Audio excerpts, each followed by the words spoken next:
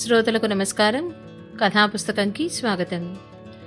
ఈరోజు మీరు వినబోతున్న కథ పేరు మాటే మంత్రము. ఈ కథను రాసినవారు శ్రీ హరితాదిత్య గారు. ఈ కథ నవంబర్ 2, 2025న ఈనాడు ఆదివారం సంచికలో ప్రచురితమైంది. ఇది కొంచెం పెద్ద కథే, కానీ పతనమైపోతున్న వివాహ వ్యవస్థను నిలబెట్టడానికి రచయిత చాలా మంచి సలహాలిచ్చారు. తప్పక వినండి కొంచెం తీరిక చేసుకుని. ఇక కథలోకి వెళ్దాం. ఎందుకో ముభావంగా ఉంది ఇందిర. పోయిన వారమే వచ్చింది కొడుకు ఆకాష్ ఇంటి నుంచి. ఆకాష్ పెళ్లి చేసి 6 నెలలైంది. వేరు కాపురం ఉంటున్నారు ఆకాష్ దంపతులు. ఆఫీస్కి దగ్గరలో ఇల్లు తీసుకుని వారాంతాల్లో వచ్చి వెళ్తూ ఉంటారు. ఒక వారం తను కొడుకింట్లో ఉండి వాళ్ల కొత్త కాపురం చూసి మురిసిపోవాలి అని సంబరపడుతూ వెళ్ళింది. కానీ వెళ్లే ముందు ఉండే ఉత్సాహం వచ్చాక లేదు. ఏమైంది అని అడిగితే ఏం లేదు అంటుందే తప్ప అసలు విషయం చెప్పట్లేదని భర్త రామారావు ఆదుర్తా పడుతున్నాడు. అప్పటికీ కొడుక్కి ఫోన్ చేసి అడిగాడు, ఏమైనా జరిగిందా, అమ్మక్కడ ఎలా ఉందిరా అని. బానే ఉంది, ఏం జరగలేదు అంటూ పొడిపొడిగా మాట్లాడి పనుందంటూ ఫోన్ పెట్టేశాడు కొడుకు. కోడలు మేఘనే ఏదో అనుంటుంది అని అనుమానంగా ఉంది రామారావుకి. 1-2 సార్లు కొడుకు కోడల్ని పొగరబోతూ అనడం విన్నాడు కూడా. అదే ఆలోచిస్తూ డోర్ బెల్ శబ్దం అవ్వడంతో ఆ ఆలోచనల నుంచి బయటకొచ్చి తలుపు తీశాడు. ఎదురుగా చూస్తే ఆకాష్ నిలబడున్నాడు. వీకెండ్ కూడా కాదు, మరి ఎందుకొచ్చినట్టు అనుకొని అమ్మ డల్లుగా ఉంది అనడంతో వచ్చేసుంటాడు. పిచ్చి సన్నాసి, అమ్మంటే ప్రాణం వాడికి అని సంతోషపడుతూ ఇందిరని పిలిచాడు. ఆకాష్ని చూస్తూనే ఇందిర, మేఘన ఏది అని అడిగింది. రాలేదు, వాళ్ళ అమ్మగారి దగ్గరకెళ్ళింది అన్నాడు ముక్తసరిగా. ఆకాష్ కూడా వచ్చినప్పటినుంచి ముభావంగా ఉన్నాడు. ఏం మాట్లాడాలన్నా ఏదో పరధ్యానంగా అసహనంగా ఉన్నాడు. ఏదో జరిగింది అని అర్థం చేసుకున్న రామారావు ఆకాష్ చెప్పే వరకు ఆగాలని అడగకుండా ఎదురు చూస్తున్నాడు. సాయంత్రం అవ్వడంతో కాఫీలు తెచ్చి ఇద్దరికీ ఇచ్చింది ఇందిర. కప్పు పట్టుకొని తాగకుండా ఏదో దీర్ఘంగా ఆలోచిస్తున్న ఆకాష్ని, తాగు నాన్న, మధ్యాహ్నం భోజనం కూడా నువ్వు సరిగ్గా చేయలేదు, ఇప్పుడు ఏదో ఆలోచిస్తున్నావు, మాతో ఏమైనా చెప్పాలా ఏంటి అని అడిగాడు రామారావు ఇక ఉండబట్టలేక. నాన్నగారు, నేను మేఘన విడిపోవాలనుకుంటున్నాం అంటూ బాంబు పేల్చాడు ఆకాష్. ఉలిక్కిపడ్డ రామారావు షాక్లో ఉండిపోయాడు. భార్య విషయంలో కూడా కోడల్నే దోషిగా భావిస్తున్న ఆయన కొంచెం తేరుకొని, నీకు నచ్చినట్టు చెయ్యి, ముందు కాఫీ తాగు అనేసి వెళ్ళిపోయాడు మౌనంగా. ఇవన్నీ వింటూ కూడా ఏమీ పట్టించుకోకుండా చాలా మామూలుగా కాఫీ కప్పులు తిరిగి తీసుకెళ్తున్న ఇందిరని చూసి ఆశ్చర్యపోయారు ఇద్దరు. ఈ సంభాషణ జరిగిన కాసేపటికి మొక్కలకి నీళ్లు పోయడానికి డాబా మీదకి వెళ్ళింది ఇందిర. అది తన రోజువారీ పనుల్లో ఒక భాగం. ఆకాష్ కూడా అమ్మ వెనకే వెళ్ళి తల్లి చేయి పట్టుకుని అక్కడే కూర్చొని మాట్లాడేదానికి కట్టుకున్న సిమెంటు అరుగు మీద కూర్చోబెట్టాడు. ఏమ్మా, నేను చూస్తూనే ఉన్నాను, నాతో అస్సలు మాట్లాడడం లేదు, ఇంకా ఆ సంఘటనే తలుచుకుంటున్నావా అని అడిగాడు. ఇంతలో మోటరేసి నీళ్లు నిండాయా ట్యాంకులో అని చూడ్డానికొచ్చిన రామారావు వీళ్ల మాటలు విని అక్కడే ఆగిపోయాడు. అటువైపు తిరిగి కూర్చున్న ఆకాష్, ఇందిరలు రామారావు రాకని గుర్తించలేదు.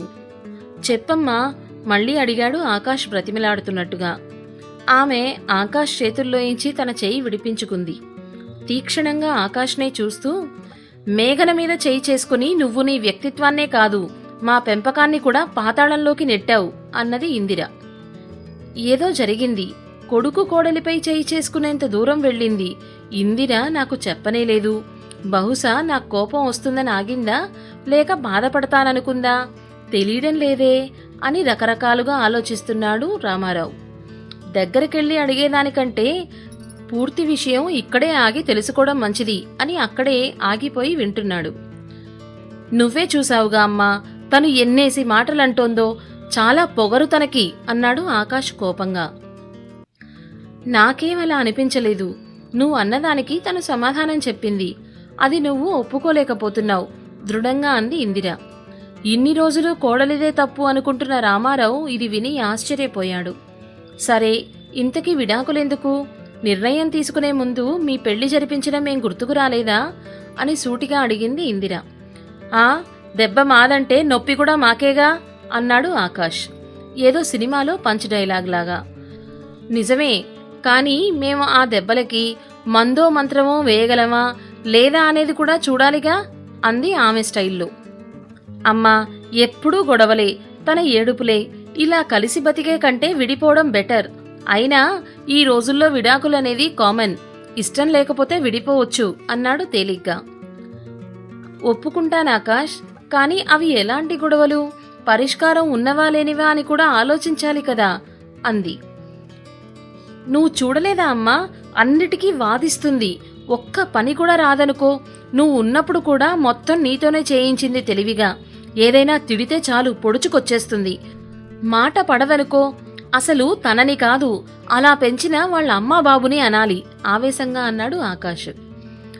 నేను ఫ్రెండ్స్ ఇంటికెళ్తే తను కజిన్స్ ఇంటికి వెళ్ళిపోతుంది, నాతోనే రావాలి కదా అని అడిగితే నువ్వే నాతో రా అంటుంది. ఎంత పొగరో తెలుసా, నీకు గుర్తుంది కదా ఆ రోజు ఏం జరిగిందో. ఎంత ధైర్యం, అహంకారం, నిన్నే అంటుందా అంటూ రెచ్చగొట్టే ప్రయత్నం చేస్తున్నాడు ఆకాష్. ఏమన్నది అంత తప్పుగా, ఇలా పెంచారేంటత్తయ్యా అని అడిగింది. నీ ప్రవర్తన చూశాక ఆ మాట నాకేం తప్పుగా అనిపించలేదు. ఎప్పుడూ తనే నీ ఫ్రెండ్స్ ఇళ్ళకి బంధువులిళ్ళకి రావాలనే పంతం ఎందుకు? కొన్నిసార్లు నువ్వు తనతో వెళ్ళొచ్చు కదా. ఇక పనులంటావా, ఈ చదువులు ఉద్యోగాల్లో ఇంటి పనులు నేర్చుకునేంత తీరిక దొరకడం లేదు కదా ఆడపిల్లలకి. నేర్చుకుంటుంది నెమ్మదిగా అంది ఇందిర. ఎప్పుడూ తనని సమర్థించే అమ్మ ఈసారి ఇలా కోడల్ని వెనకేసుకొస్తూ ఉండడం ఆకాష్ని ఆశ్చర్యపరిచింది. కాసేపు మౌనంగా కాలం గడిచింది. ఇందిర కళ్ల ముందు తను ఇంటికి బయలుదేరే రోజు ఉదయం కొడుకింట్లో జరిగిన సంఘటన కదలాడింది. ఆ రోజు మేఘన లేచేసరికి టిఫిన్ లంచ్ రెడీ చేసింది ఇందిర. అత్తాకోడళ్ళిద్దరూ కలిసి కాఫీ తాగడం చేస్తున్నారు 4 రోజులుగా. కాఫీ తాగుతూ కబుర్లు చెప్పుకుంటున్న వాళ్ళ దగ్గరకొచ్చాడు ఆకాష్ తన కాఫీ కప్పు తీసుకుని. ఏంటమ్మా, నువ్వు వెళ్ళిపోతే మళ్ళీ అన్ని పనులు తనే చేసుకోవాలని అని ఏడుస్తోందా నీ కోడలు అని అడిగాడు వ్యంగ్యంగా. మేఘన ఆ మాటలకు నొచ్చుకుంది అని అర్థమైన ఇందిర, ఏరా మీ అక్కకి ఇంటికెళ్తే ఇలాగే చేస్తాగా, ఏదో కొత్తగా చేస్తున్నట్టు మాట్లాడుతున్నావేంటో అంది సిట్యుయేషన్ని తేలికపరచాలని. అక్కతో పోలికేంటి, తను జాబ్ చేస్తోంది, ఇంకా పిల్లలతో పాటు వాళ్ళ అత్తామామల్ని కూడా చూసుకుంటుంది. ఈవిడికే మేమిద్దరమే అయినా ఒళ్ళు వంగదు అన్నాడు నవ్వుతూ. అది ఎంతమాత్రమూ హాస్యాస్పదమైన విషయం కాకపోయినా అలా నవ్వడం మేఘనా ఇందిరలకి నచ్చలేదు. ఇలాగే ప్రతిదానికి దెప్పుతూ ఉంటాడు, వదినతో పోల్చుతూ ఉంటాడత్తయ్యా అంది మేఘన నొచ్చుకున్న గొంతుతో. అవమానంగా అనిపించిందో బాధపడ్డదో గాని అక్కడ్నుంచి వెళ్ళిపోయింది. ఆకాష్ కూడా వెనకాలే వెళ్ళాడు. గదిలో ఇద్దరి వాదులాట బయటదాకా వినిపిస్తోంది. నేనేమన్నాన్ని అమ్మ ముందు సీన్ చేస్తున్నావు అన్నాడు ఆకాష్. ఏంటాకాష్ నీ ప్రాబ్లం? జాబ్ చేస్తూ కూడా ఇంట్లో పని చేస్తూనే ఉన్నా కదా, కొంచెం కూడా హెల్ప్ చేయకుండా వంకలు పెడతావేంటి? తన బాధను వివరించే ప్రయత్నం చేస్తోంది మేఘన. చాలే, నేను హెల్ప్ చేసే పనులు ఏమున్నాయి? ఆడపిల్లన్నాక వంట పని ఇంటి పని చెయ్యాలిగా, అందరూ చేసేదే, మరీ సుకుమారంగా పెంచారు మీ వాళ్ళు అంటూ టాపిక్ వాళ్ళ అమ్మా నాన్న వైపు తిప్పాడు. మాటా పెరిగింది. జాగ్రత్తగా మాట్లాడు ఆకాష్, మా అమ్మ వాళ్ళనంటే నేను మీ వాళ్ళని అనాల్సుంటుంది అంది కోపంగా. ఆ మాటలు నచ్చని ఆకాష్ ఆవేశంతో మేఘన చెంప చెళ్ళుమనిపించాడు. కళ్ళనీళ్లతో బయటికొచ్చిన మేఘన ఇందిరని చూస్తూ ఇలా పెంచారేంటత్తయ్యా అంటూ ఆఫీస్ బ్యాగ్ తీసుకుని వెళ్ళిపోయింది. ఆ క్షణం నుంచి ఇందిర మౌనంగా ఉండిపోయింది. నా మీద నీకు కోపం వచ్చిందని అర్థమైందమ్మా, కానీ నేను కావాలని కొట్టలేదు, తనే రెచ్చగొట్టింది అన్నాడు ఆకాష్ తనని తాను సమర్థించుకుంటూ. ఆ మాటకి మళ్లీ ప్రస్తుతంలోకి వచ్చిన ఇందిర, అవునా, ఎన్నోసార్లు నేను కూడా నిన్ను తిట్టాను, మరి నన్ను కొట్టలేదే? ఓహో, అమ్మని కదా అని సంస్కారం అడ్డొచ్చిందా? సంతోషం. మరి ఆఫీస్లో మీ బాసు బాగా విసిగిస్తున్నాడని ఆఖరికి రిజైన్ చేద్దామని కూడా అనుకున్నావు కదా, మరి అంతలా విసిగించిన మీ బాస్ని కొట్టలేదే? జాబ్ కోసం అని సహనంతో భరించావు. నీ భార్య మీద చేయి చేసుకునే ముందు ఆ సంస్కారం సహనం ఏమైపోయినాయి? భార్యేగా భరించాలి అని గ్రాంటెడ్గా తీసుకున్నావా? తను తిరిగి కొడితే? ఇక ఇలా కొట్టుకుంటూ తిట్టుకుంటూ పోతే ఈ చదువులు పెద్ద పెద్ద ఉద్యోగాలు ఎందుకు? సంస్కారం లేని చదువు దండగా అంది కఠినంగా. తలదించుకున్నాడు ఆకాష్. మొదటి నుంచి ఇంటి బాధ్యతతో పాటు పిల్లల పెంపకం బాధ్యత కూడా ఇందిరకే ఇచ్చాడు రామారావు.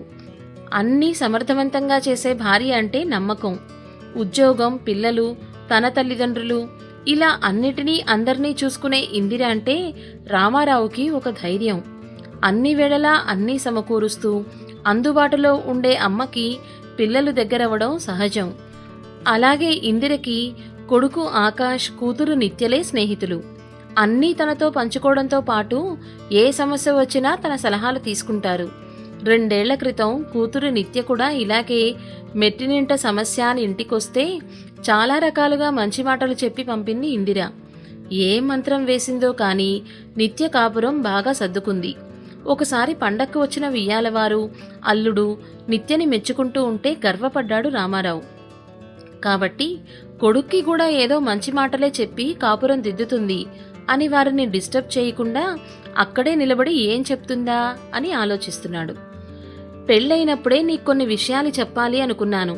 తెలివైన వాడివని, బాగా చదువుకున్నవాడివి అని, ఈ కాలం కుర్రాడివి కదా అని అవసరం లేదేమో అనుకున్నాను. అదే నేను చేసిన తప్పు అంది ఇందిర. ఆడపిల్లలకి చెప్తారు గాని నాకు చెప్పేదేంటమ్మా విసుగ్గా అన్నాడు ఆకాష్. నిజమే, ఆడపిల్లలు వేరే ఇంటికి వెళ్తారు కాబట్టి వాళ్ళకి చెప్పేవారు. కానీ ఇప్పుడు ఉద్యోగాలని, ప్రైవసీ అని మగపిల్లలు కూడా పెళ్ళయ్యాక దూరం వెళ్తున్నారు. తప్పొప్పులు చెప్పే పెద్దవారు పక్కన ఉండట్లేదు కదా. మనల్ని నమ్మి పెళ్లి చేసి పంపిన ఆడపిల్ల తల్లిదండ్రులకు సమాధానం చెప్పాలి. కాబట్టి నన్నడిగితే మగపిల్లలకి జాగ్రత్తలు చెప్పడమే కరెక్ట్ అంటాను అంది ఇందిర. అయోమయంగా చూస్తున్న ఆకాష్ తల నిమురుతూ, నిన్ను ఒక్క విషయం అడగనా అంది. అడుగు అన్నట్టు తలూపాడు. పెళ్లికి ముందు ప్రిపేర్డ్గా ఉన్నావా పెళ్లి చేసుకోవడానికి అని అడిగాను. అవును అన్నావు. ఏం ప్రిపేర్ అయ్యావు అని అడిగింది. నాకేంటి, మంచి జీతం, ఆరోగ్యంగా ఉన్నాను, ఇల్లు కొన్నాను, వయసు కూడా 25 దాటింది, ఇంకేం కావాలేంటి అన్నాడు ఒకంత గర్వంగా. కావలసినవి ఉన్నాయి, 2 ముఖ్యమైనవి, గౌరవం, స్వేచ్ఛ. అర్థం కానట్టు చూస్తున్న ఆకాష్తో మళ్లీ చెప్పడం మొదలుపెట్టింది ఇందిర. భార్య ఇష్టాయిష్టాలను గౌరవించటం, తన జీవితం తన చేతుల్లోనే ఉంది అనిపించేంతగా స్వేచ్ఛగా బతకనివ్వడం. ఆ మాటలు నచ్చినట్టు మొహం పెట్టాడు ఆకాష్. అది గమనించిన ఇందిర, నీకు వివరంగా చెప్తాను, ఓపిగ్గా వింటావా అని అడిగింది. చెప్పమ్మా అన్నాడు. మా అమ్మమ్మ వాళ్ళ తరంలో తాతయ్య పొలం పనులు, బయట పనులు చేస్తూ ఉంటే అమ్మమ్మ 10 మంది పిల్లల ఆలనాపాలన, ఇల్లు, గొడ్లు అన్నీ చూసుకునేది. ఆర్థికంగా ఎలా ఉన్నా ఎవరి బాధ్యతలు వారివి. ఒకరినొకరు అర్థం చేసుకుని గుట్టుగా అన్యోన్యంగా కాపురం చేసుకునేవారు. తరువాత తరం అంటే మా అమ్మ తరానికి వచ్చేసరికి గవర్నమెంట్ ఉద్యోగాలొచ్చే రోజులవి. మగవాళ్లు ఉద్యోగానికి వెళ్తే ఇంట్లో 5-6 పిల్లలతో, వచ్చిపోయే బంధువులతో, పెట్టుపోతలతో సంసారాలు లాక్కొచ్చారు అప్పటి ఆడవాళ్లు. అయినా భర్తే ఆ ఇంటికి యజమాని. భార్య అన్ని సపర్యలు చేసేది, చెయ్యాలి కూడా. ఇక మా దాకా వచ్చేసరికి ఇంట్లో ఉండే ఆడవాళ్లు కొందరైతే వేన్నీళ్లకు చన్నీళ్లు అన్నట్టు ఉద్యోగాలు చేసేవారు మరికొందరు. ఉద్యోగం చేస్తున్నా సరే ఇంటి పనులో మగవారి సహాయం తీసుకునేవాళ్లు కాదు.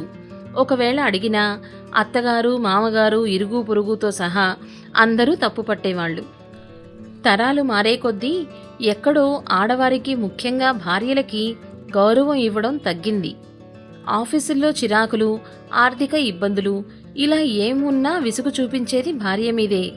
అన్నీ చేస్తూ మాటలు కూడా భరించి ఆ భర్తని అనుసరిస్తేనే స్త్రీ ఉత్తమ ఇల్లాలు అనిపించుకుంటుంది. నా విషయమే తీసుకుంటే, టీచర్ ఉద్యోగం చేస్తూ 2 పిల్లల్ని, మీ నానమ్మ తాతయ్యలతో పాటు మీ బాబాయిల పెళ్ళిళ్ళు, అత్తయ్యలకు పెట్టుపోతలు అన్నీ చూసే నాకు చిరాకులుండవా? డబ్బు సమస్య ఒక్కటే కాదుగా, చాకిరీ ఉంటుంది కదా. అది ఎవరైనా అర్థం చేసుకునేవాళ్ళ? భర్త మీద కోపం చూపించకూడదు.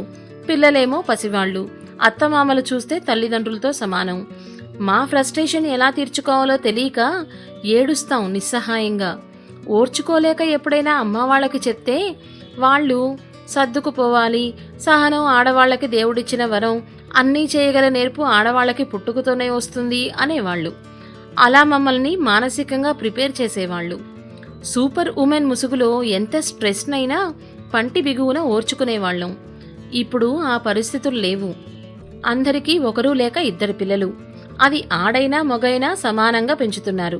అన్నిట్లో ఆడపిల్లల్ని కూడా ప్రోత్సహిస్తున్నారు. అలా చిన్నప్పటి నుంచి సమానత్వానికి అలవాటు పడ్డ ఆడపిల్లలు పెళ్ళయ్యాక మాత్రం భర్త ఎక్కువేమిటో అర్థం కాక తికమక పడిపోతున్నారు. అక్క కూడా అలాగే సఫర్ అయింది. అన్నిట్లో నెగ్గుతూ ఎన్నో దాటుతూ ఇంత దూరం వచ్చిన ఆడపిల్లల్ని ఈ పెళ్ళి అనే దాంట్లో భర్త అనే పరీక్ష పెట్టి మళ్ళీ పాత రోజుల వైపు తీసుకెళ్తున్నాం. నీ విషయమే తీసుకుందాం. నీకు వంటొచ్చు కదా, పెళ్ళయ్యాక సరదా కాదు కదా.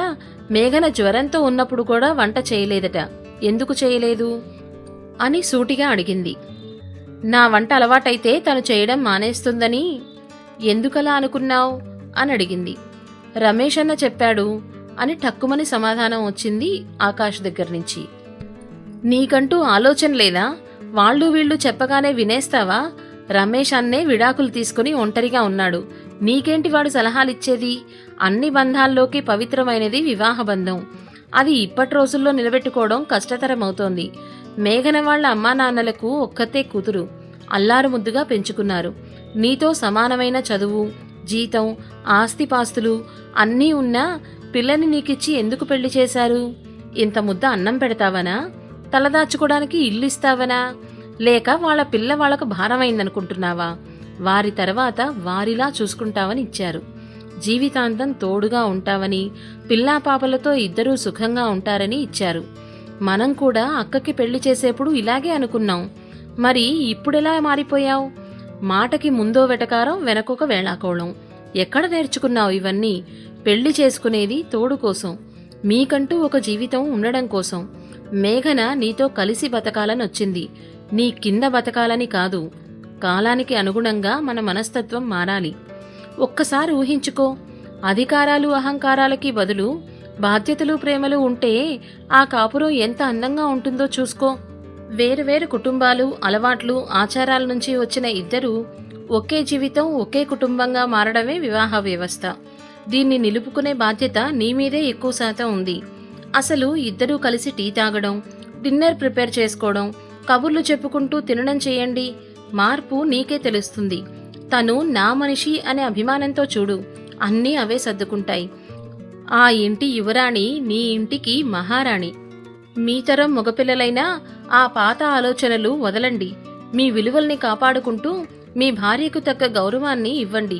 చివరిగా ఒక్క మాట ఆకాష్, వాళ్ళ అమ్మా నాన్నల్ని హేళన చేయడం, అమర్యాదగా మాట్లాడడం చాలా తప్పు. అంత సంస్కారహీనంగా ప్రవర్తించకు. మనల్ని నమ్మి వాళ్ళ ప్రాణాన్ని మన చేతుల్లో పెట్టారు, మన ఇంటికి పంపించారు. మనము అంతే ప్రాణంగా చూసుకోవాలి. నేను చెప్పినవి ప్రయత్నించి చూడు నాన్న. అప్పటికీ మీరు కలిసి ఉండలేం అనుకుంటే విడాకులు అనే ఆప్షన్ ఎప్పుడూ అందుబాటులో ఉంటుంది. ఇందిర తన సుదీర్ఘ ఉపన్యాసం ముగించి ఆకాష్ వైపు చూసింది. తన మాటలు ప్రభావం చూపిస్తున్నాయి అని గ్రహించిన ఇందిర కిందకెళ్లేందుకు లేచింది. వాళ్లు రావడం చూసిన రామారావు గబగబా కిందకెళ్ళిపోయాడు. 2 ఏళ్ల తర్వాత ఆకాష్ మేఘనలకి పండంటి బాబు పుట్టాడు. ఆ రోజే నామకరణం జరిగింది. 3వ నెల కావడంతో బాబుతో సహా అత్తగారింటికి పంపిస్తున్నారు. అన్నీ సర్దుతున్నారు మేఘన, ఆమె తల్లి. మనవణ్ణెత్తుకుని మురిసిపోతున్న ఇందిర చెయ్యి పట్టుకుని బాబుని ఆడబుడుచుకిచ్చి గదిలోకి తీసుకెళ్ళింది మేఘన. థ్యాంక్స్ అత్తయ్య, ఇలాంటి రోజు ఒకటి వస్తుందని అనుకోలేదు. మీ వల్లే ఇదంతా సాధ్యమైంది అంటూ ఉండగా పక్కనే ఉన్న మేఘన తల్లి, అవును వదినగారు, అంపకాలప్పటికన్నా ఈరోజు ధైర్యంగా సంతోషంగా పంపిస్తున్నాం మా అమ్మాయిని అంది ఆవిడ. నా ఫ్రెండ్స్ అందరూ ఆకాష్ లాంటి భర్త రావడం నీ అదృష్టం అంటుంటారత్తయ్య. నేను వాళ్ళకి చెప్తూ ఉంటాను, మా అత్తయ్య లాంటి అత్తగారు రావడం మరీ అదృష్టం అని. అలా చెమర్చిన కళ్లతో ఒకరినొకళ్ళు హత్తుకున్నారు అత్తాకోడళ్ళు. ఆనందంతో మనసు నిండిపోయిన ఇందిర దూరంగా వియ్యంకుడితో కబుర్లు చెప్తూ సామాన్లు సర్దుతున్న రామారావుని చూసింది. ఆ రోజు తర్వాత రామారావులో వచ్చిన మార్పు చూసి వాళ్ల సంభాషణ విన్నాడు అని అర్థం చేసుకుంది. ఇన్నాళ్లకి తన వైవాహిక జీవితంలో కూడా పెద్ద మార్పులు రావడం, ముఖ్యంగా భర్త తనకి తన వాళ్లకి తన ఇష్టాయిష్టాలకు గౌరవం ఇవ్వడం చూసి మనసులోనే సంబరపడింది. మీ ఆధ్వర్యంలో మీలాగానే పెంచుతానత్తయ్య మీ మనవణ్ణి అంటున్న మేఘనని చూసి ఆకాష్ మేఘనల ముచ్చటైన కాపురాన్ని చూసి మురిసిపోయింది ఇందిర. సమాప్తం. ఈ కథ మీకు నచ్చిందా? నచ్చినట్లయితే లైక్ చేయండి, మీ స్నేహితులకు బంధువులకు షేర్ చేయండి. మరిన్ని సామాజిక, సందేశాత్మక, వినోదాత్మక కథలు వినాలి అనుకుంటే కథాపుస్తకం ఛానల్ని సబ్స్క్రైబ్ చేసుకోండి. ధన్యవాదాలు.